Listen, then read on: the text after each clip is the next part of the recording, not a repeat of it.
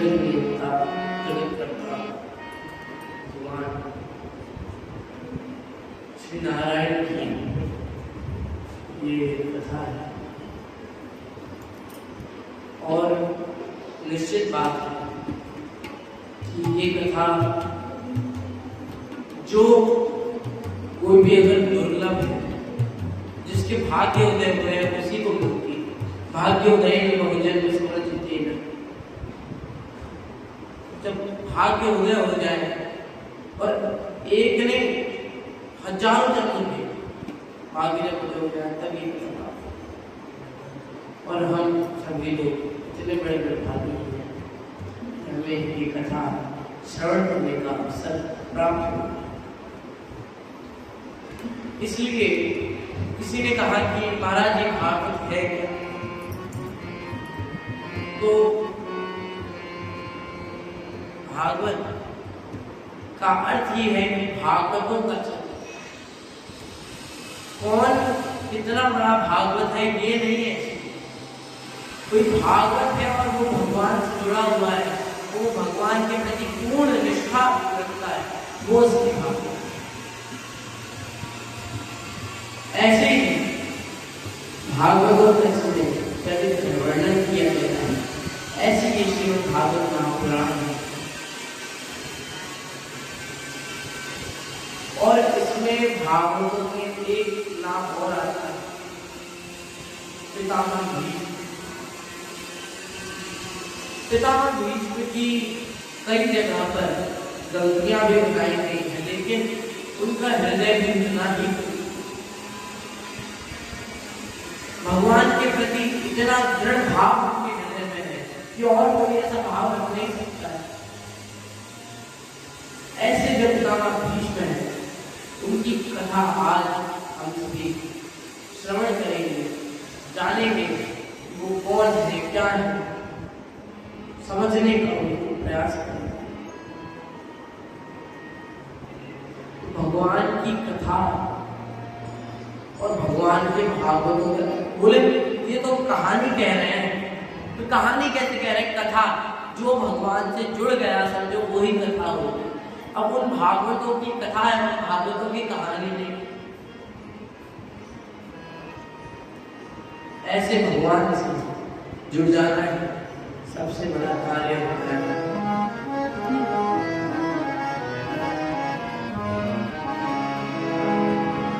और अगर आप भगवान से जुड़ गए हैं तो मानिए आपने सब कुछ पाया और कोई चेष्टा रह नहीं गए आपके हृदय में, भगवान के अलावा और कुछ दिखता नहीं किसी को। ऐसे भगवान और पितामह भीष्म की क्या करें? पितामह भीष्म तो पितामह भीष्म है, लेकिन उनको भीष्म क्यों कहा जाता है? वो लोग उन्होंने प्रण लिया था कि मैं कभी जीवन में विवाह नहीं करूंगा। लेकिन आज जब सरसैया में पड़े हुए पितामह भीष्म, तो आज कहते हैं कि हे कृष्ण, मैं तुम्हें अपनी बेटी प्रदान करना चाहता हूं, मेरी एक कन्या है, तुम उससे विवाह कर लो। बोले ऐसा कह रहे हैं और सब अचंभे में है कि ऐसा क्यों कह रहे हैं कि मेरी बेटी से विवाह कर लो, मेरी पुत्री से विवाह कर लो, मेरी कन्या से विवाह कर लो। इति मति रूप कल्पिता वितृष्णा भगवती साधना पुंग वेग। बोले कि ये कोई पुत्री वैसी पुत्री नहीं है, ये वो किसको कह रहे हैं? बोले अपनी मति को ही पुत्री कह रहे हैं।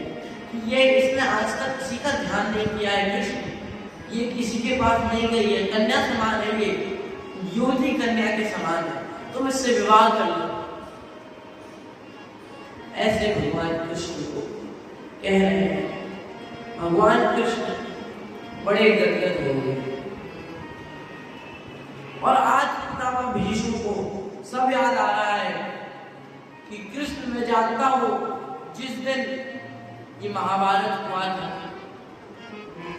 उसी समय जब मैं कुछ कर नहीं रहा था, तब ये दुर्योधन, दुशासन इत्यादि जितने भी थे वो मुझे ताना मारने लगे, कहने लगे वो बस मारना ही नहीं चाहते, अगर वो मारने पे आए तो सब कर डाल, लेकिन वो करना ही नहीं चाहते क्योंकि वो युद्ध को युद्ध ही नहीं समझ रहे हैं।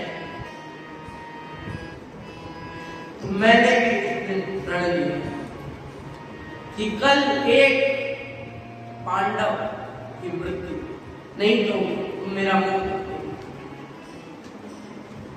मैंने ऐसा प्रण ले तो लिया था, लेकिन ये भी मेरे पुत्र समान ही है, इनको मैं कैसे मार सकता हूं?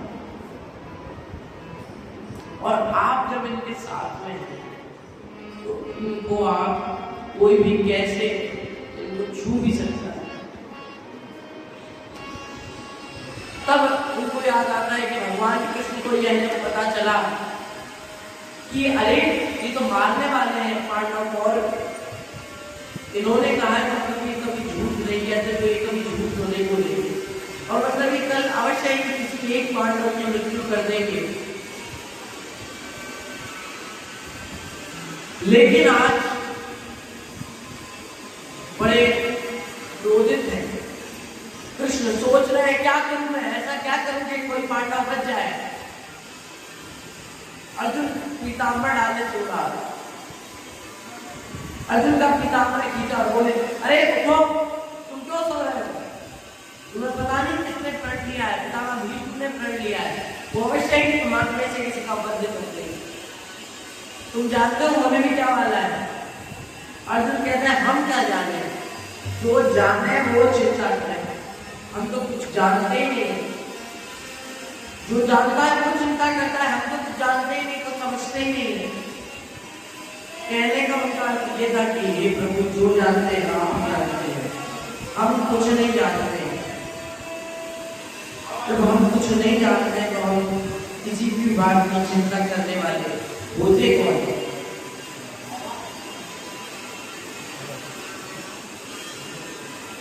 ऐसे पितामह भीष्म, उनको याद आ रहा है कि अब भगवान कृष्ण सोचने लगे कि अब मैं क्या करूं।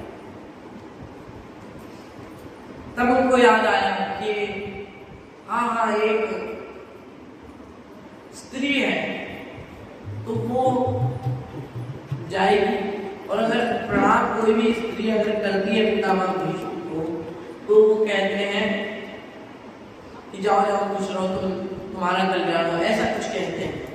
तो उनको याद आया कि अगर मैं आशीर्वाद दिलवा दूं द्रौपदी को सुहागिन का, तो वो ये तो कभी मारेंगे नहीं।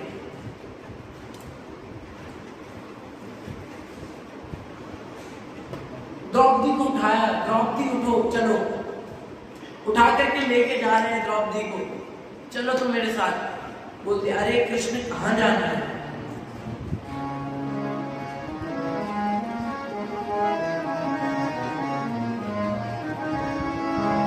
कहाँ जाना है? लेकिन भगवान कृष्ण कुछ कह नहीं रहे हैं, और ये देखा उन्होंने कि उनके पांव में एक चप्पल है और वो बहुत आवाज कर रही है। तो भगवान कृष्ण ने उठाया और अपने पीताम्बर में लपेटे। भगवान कृष्ण कह रहे हैं तुम जल्दी चलो, तुम रुको मत। आधी रात्रि में 12 बजे वही रात लेके गए द्रौपदी को घूंघट में, और वहां पर जाकर जब आशीर्वाद लिया और सुहागन रहो ऐसा आशीर्वाद दिया, तब ही द्रौपदी ने मुंह खोला। ऐसा होते ही अब भगवान कृष्ण समझ गए अब कुछ ना कुछ तो होगा। तो लेकिन एक तुम हो कौन? अपना चेहरा दिखाओ, कौन सी दासी हो? जब चेहरा देखा तो बोले द्रौपदी तुम इतनी भरी रात में यहाँ क्या कर रही हो? लेकिन आपने तो अब मुझे सुहागिन बना दिया, अब आप तो मेरे पति को नहीं मारोगे। बोले हाँ वो तो ठीक है, लेकिन तुम्हें यहाँ लाया कौन? कोई भी दास लाया था अभी, दास है। तो जरा हम भी तो देखें उस दास को, है कौन वो दास? बुलाया जब भगवान कृष्ण आए सामने, कहने लगे हे कृष्ण, तुमने आज मेरी प्रतिज्ञा झूठी कर दी, लेकिन तुम चिंता मत करो, मैं इतनी जल्दी अपनी प्रतिज्ञा झूठी नहीं करूंगा।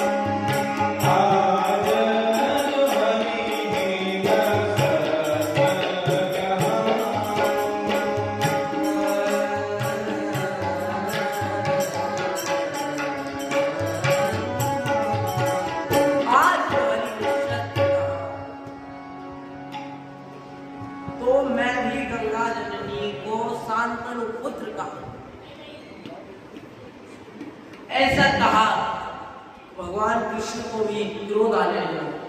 भगवान कृष्ण कहते हैं कि ऐसे तुम क्यों कह रहे हो, और तुम अगर ऐसा कह भी रहे हो तो भी तुम चिंता मत करो।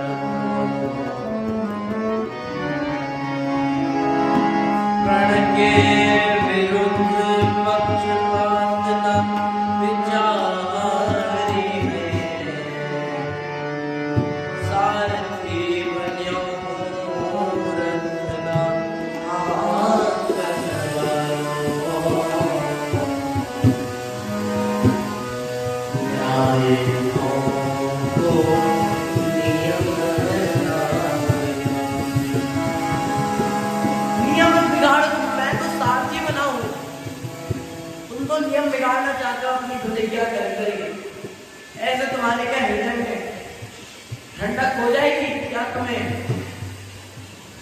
और कहते हैं कि जाओ, अगर तुम भी ऐसा कहते हो तो मैं भी कहता हूं, अगर मैंने शस्त्र उठाया तो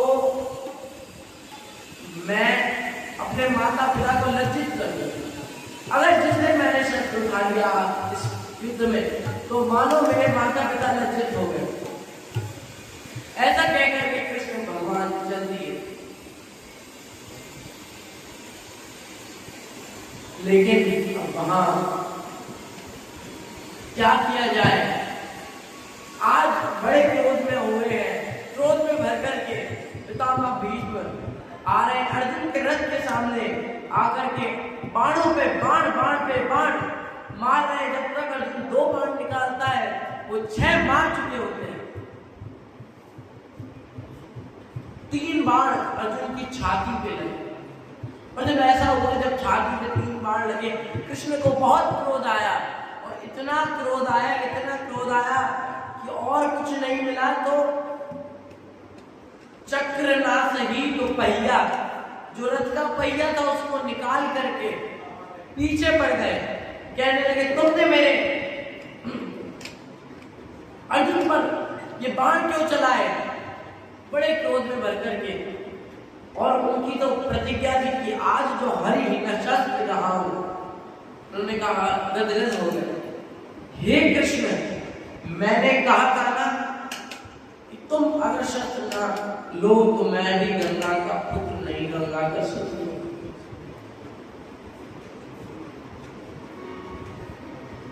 लेकिन कुछ भी कहो, लेकिन आज तुमने अपने माता पिता को लज्जित किया। तुमने आज अपने माता पिता को लज्जित कर दिया, और तुम्हें ये नहीं कहना चाहिए था, क्योंकि तुम्हें पता है, और मुझे पता है तुमने ये भी इसीलिए उठाया था कि मेरी लाज बची रहे। लेकिन तुमने अपने माता पिता को तो लज्जित कर दिया, उन पर क्या बीतेगी? तब कहते हैं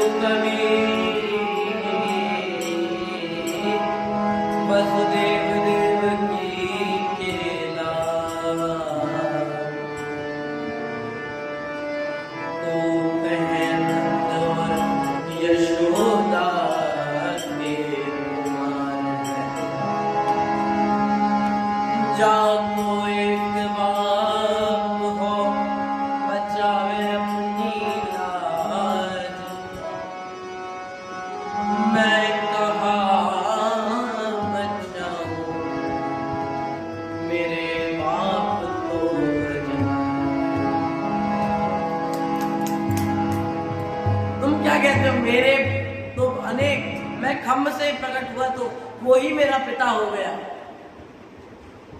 तो तुम मेरी चिंता मत करो। आज याद आ रहा है जब सरसैया पे पड़े हुए गदगद हुए हैं, महाराज आपने उस दिन मेरी लाज रखने के लिए क्या नहीं किया, लेकिन आज आप एक और कार्य कर दीजिए।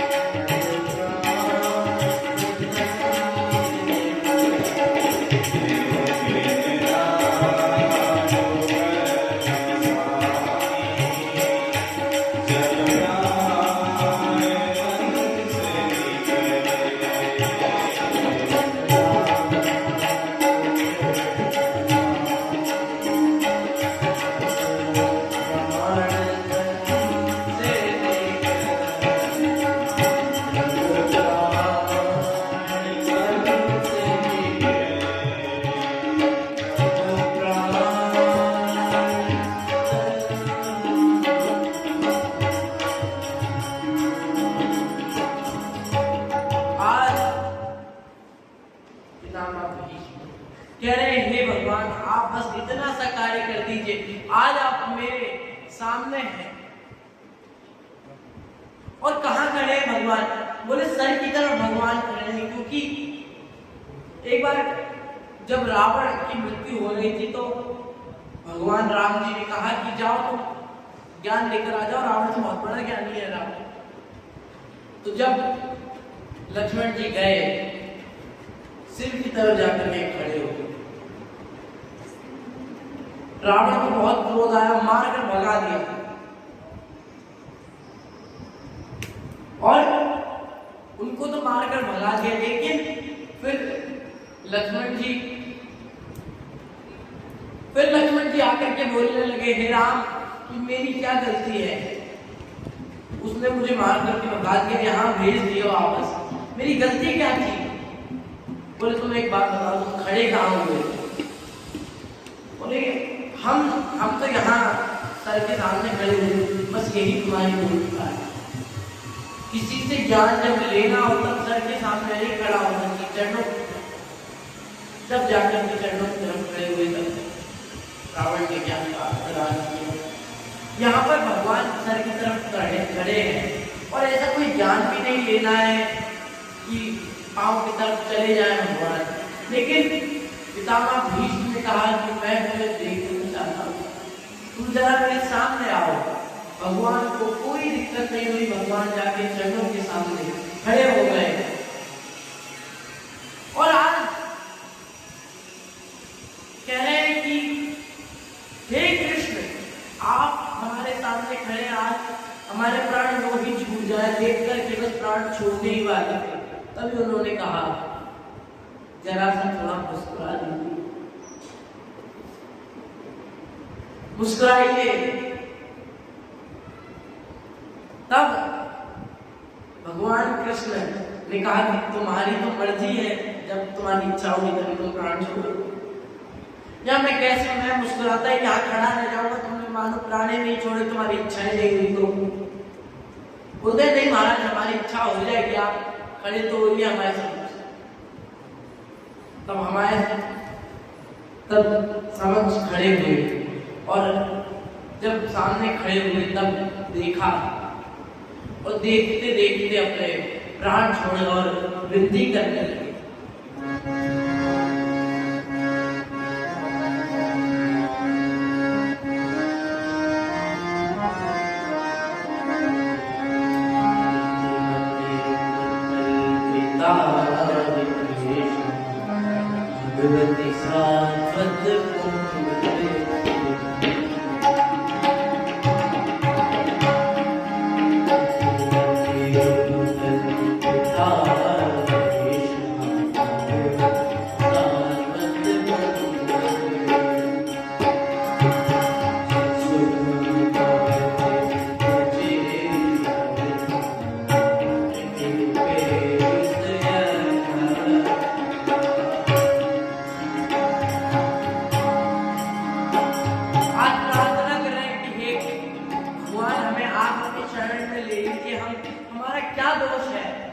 और मैं अपनी ये बुद्धि रूपी कन्या आपको प्रदान करना चाहता हूँ।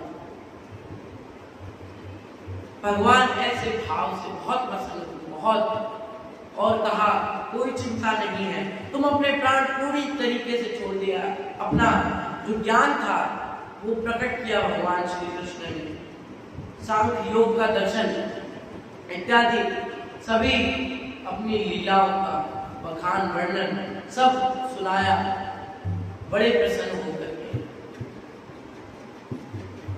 आज बड़े दिनों बाद, महीनों बाद, मासों बाद मुक्ति मिली, और निश्चित बात है कि ऐसा भक्त होना भी बहुत मुश्किल है। इतने बड़े भक्त हैं कि भगवान को ना देखे तो प्राण ही नहीं छोड़े, विनती करी भगवान से और उठ नहीं सकते थे, इसलिए पुष्पाकृत नामक एक छंद है, उससे भगवान को सुनाई उनकी कथा, उनके बारे में विनम्रता से जो भी वो कहना चाहते थे, सब उनको पुष्पाकृत छंद के माध्यम से सुनाया। ऐसा कह रहे हैं मानो कि अपने वाणी से ही भगवान के चरणों को अपने अश्रुओं से धुल रहे हैं, और जो कह रहे हैं उससे भगवान के चरणों में पुष्प डाल रहे हैं पुष्पाकृत छंद की वजह से। इतना सुंदर भाव और ऐसा भक्त होना बड़ा ही दुर्लभ है, और सबसे बड़ी बात ये देह भी दुर्लभ है। दुर्लभ हो मानसो देह हो, लेकिन ये जब आपको देह मिली है तो भगवान का कार्य ही करना चाहिए और कुछ नहीं करना चाहिए। बस यही कहकर यहाँ वाणी को विश्राम, आगे कथा हम कल श्रवण करेंगे। कुछ भगवान नाम और समुच्चार।